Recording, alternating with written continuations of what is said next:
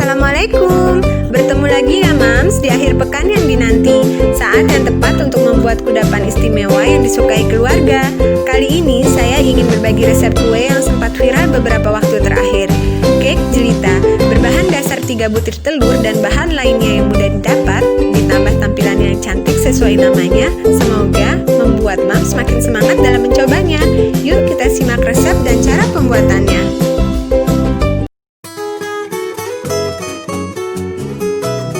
Berikut bahan-bahannya. Pastikan seluruh bahan-bahan yang diperlukan sudah siap seluruhnya sebelum kita memulai membuatnya.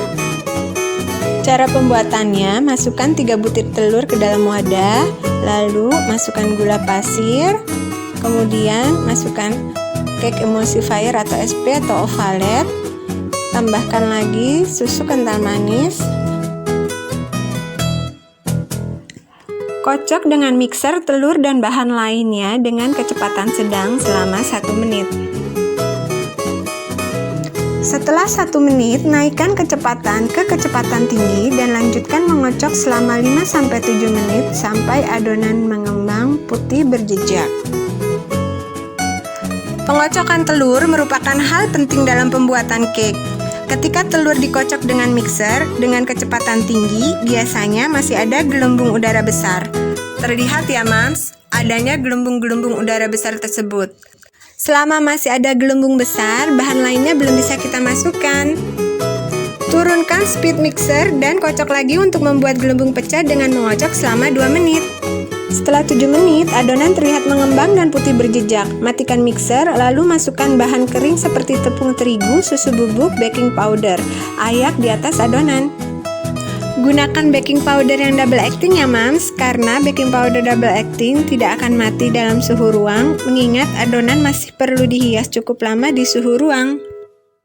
Lanjutkan mengocok hingga seluruh bahan kering tercampur dengan rata pada adonan.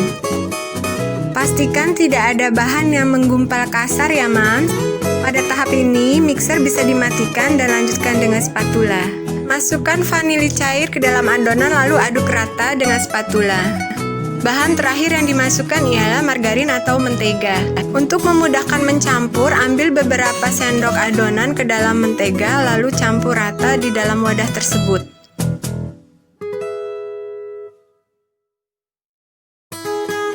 Setelah rata, masukkan seluruhnya ke dalam adonan, lalu aduk rata dengan teknik menggulung ke atas secara perlahan. Lakukan secara perlahan, dan pastikan seluruh mentega atau margarin tercampur dengan rata agar adonan tidak turun atau bantet pada saat matang. Saat yang ditunggu, proses menata di loyang dan melukis di atas kue. Setelah selesai pada tahap pencampuran bahan, saya membagi adonan dalam beberapa lapis dengan beragam warna dan rasa. Pada lapisan pertama, saya tambahkan pasta stroberi untuk memperkaya rasa. Ratakan adonan stroberi pada dasar loyang. Dilanjutkan dengan adonan putih dan adonan berwarna biru sebagai dasar dalam melukis. Ratakan adonan biru hingga rata. Dan kita mulai melukis. Saya mulai dengan menggambar bunga di beberapa bagian loyang. Kali ini saya melukis 3 bunga. Siapkan satu warna lagi yang lebih muda untuk memberikan kesan gradasi pada bunga yang kita lukis. Di sini saya memberi warna merah jambu sebagai gradasinya. Dengan bantuan sumpit atau ujung kuas atau ujung pensil yang bersih, kita bisa menciptakan efek lebih hidup pada bunga yang kita lukis. Tarik dari beberapa arah menuju ke tengah. Lakukan dengan cepat ya Mams agar adonan bisa segera kita panggang di dalam oven. Untuk memberi kesan hidup, saya mengoleskan sedikit adonan putih di beberapa bagian bunga yang saya lukis. Bagi yang menggunakan baking powder single acting, maka proses melukis ini sebisa mungkin selesai dalam waktu 15 menit agar adonan bisa mengembang ketika di oven. Saya melanjutkan membuat tangkainya dan beberapa bagian daun dengan warna hijau tua, lalu mengisinya sebagai gradasi dengan warna hijau muda. Sekali lagi, gunakan bantuan sumpit atau ujung pensil untuk membantu kita memberikan kesan atau efek pada bunga.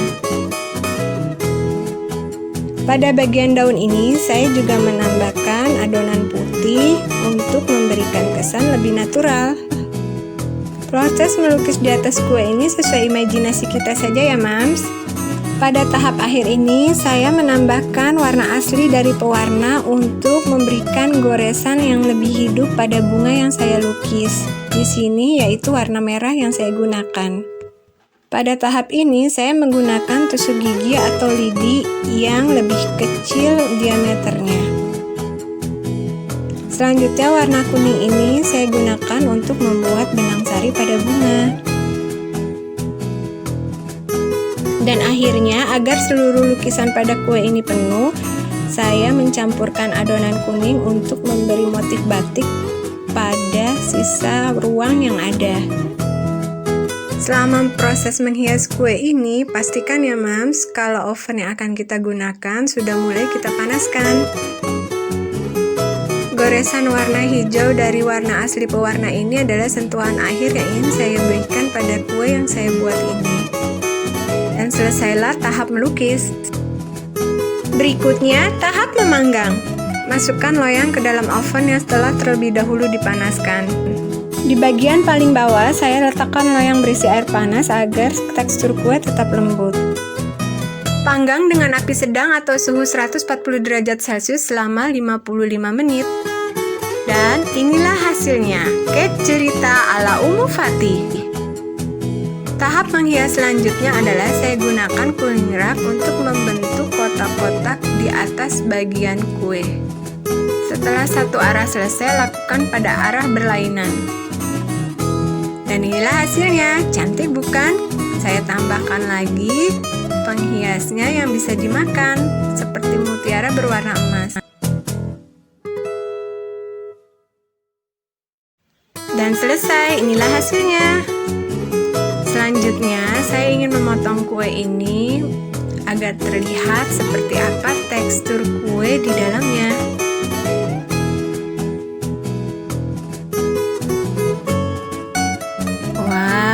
Terlihat ya Mams, tekstur dalamnya lembut dan warnanya cantik seindah nama kuenya yaitu jelita. Selamat menikmati cake jelita bersama keluarga. Anak-anak saya sangat menyukainya. Selamat mencoba resep yang sudah saya bagikan ya Mams. Terima kasih telah menonton tayangan ini. Jangan lupa subscribe, like, dan komen. Wassalamualaikum warahmatullahi wabarakatuh.